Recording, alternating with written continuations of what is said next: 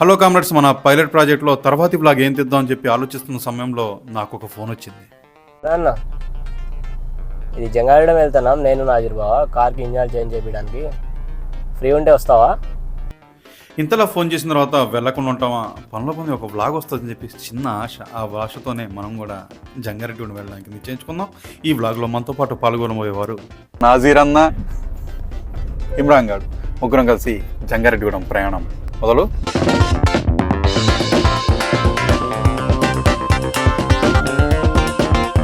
అలా కార్ని తీసుకుని జంగారెడ్డిగూడెం గ్యారేజ్లోకి వెళ్ళిన తర్వాత ఇమ్రాన్ గారు తన బండి యొక్క స్థితిగతుల్ని అక్కడ మెకానిక్కి వివరించడం మొదలుపెట్టాడు.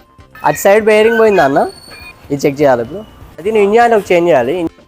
వాళ్ళు కూడా ఆ పూర్తి వివరాలు ఉన్న తర్వాత వాళ్ళు కూడా కార్ని మరొకసారి చెక్ చేసి రిపేరింగ్ చేయడం స్టార్ట్ చేశారు.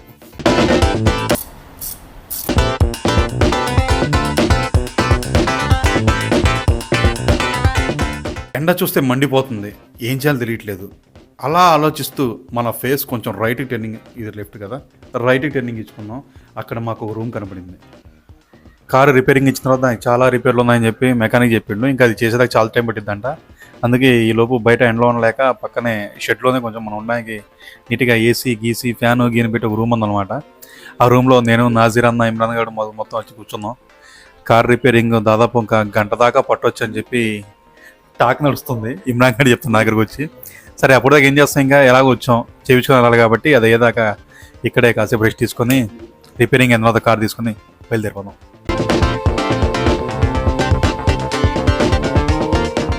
టైం చూస్తే 2:30 అయిందనుకుంటా.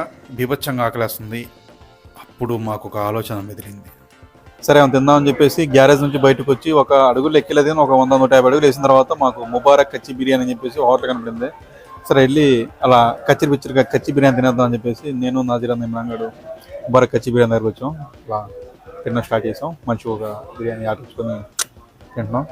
ఆయన థమ్స్అప్ తాగుతారా అండు, ఫ్రీ అనుకుందాం, కాదు థమ్స్అప్ కూడా కలిపి తీసుకుందాం అనమాట. మాకు తాకడం లేదు, ఆయన అడిగేసరికి ఆపుకోలేకపోయాం.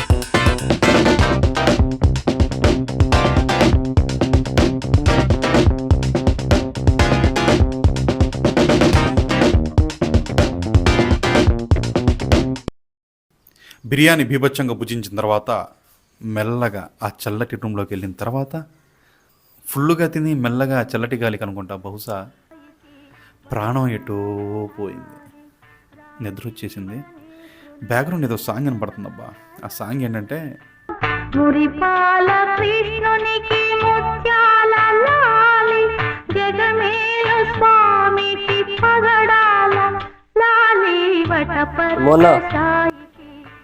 మొన్న అయిపోయింది, వర్క్ అయిపోయింది. ఏం పడుకుంటున్నారన్న, నిద్ర కరువాసిపోయి ఉన్నట్టున్నారు మీరంతా. ఈయనకు మామూలుగా రాలేదుగా. ఎట్టగా రిపేర్ మొత్తం చేయించు. ఎంతైంది ఇంతకీ మొత్తం రిపేరింగ్? గట్టిగా అయినట్టుందిగా, ఎంతైంది చెప్పు ఒకసారి. ఇప్పుడు నా కార్కి అయినా రిపేరింగ్ చెప్తా, రాసుకోండి. Engine oil filters, engine oil and filters, air filters, wheel bearings, boundary work, headlight polishing, service charges, link rods, brake liners. Income tax వాళ్ళకి మొత్తం బాగానే కట్టాం మనం. వాళ్ళ 10,000 దాకా కట్టేసామన్నా. తక్కువ వేసాడు 10,000, బాగా తక్కువ, చౌక. ఆ తర్వాత ఇమ్రాన్ గారు తన కారుకైనా రిపేరింగ్ ఖర్చు మొత్తాన్ని, బిల్లు మొత్తాన్ని అక్కడ మెకానిక్ కట్టేసి మెల్లగా కారు తీసిండు. మనం కూడా ఆ కారు ఎక్కేసి ఇంట్లోకి బయలుదేరాం. ఇది ఇవాల్టి వ్లాగ్. ఈ వ్లాగ్ మీకు నచ్చినట్లయితే లైక్ అండ్ షేర్ చేయండి. మా ఛానల్ని సబ్స్క్రైబ్ చేసి ఉండకపోతే ప్లీజ్ సబ్స్క్రైబ్ చేసుకోండి. Thanks for watching. Tata, bye bye, see you.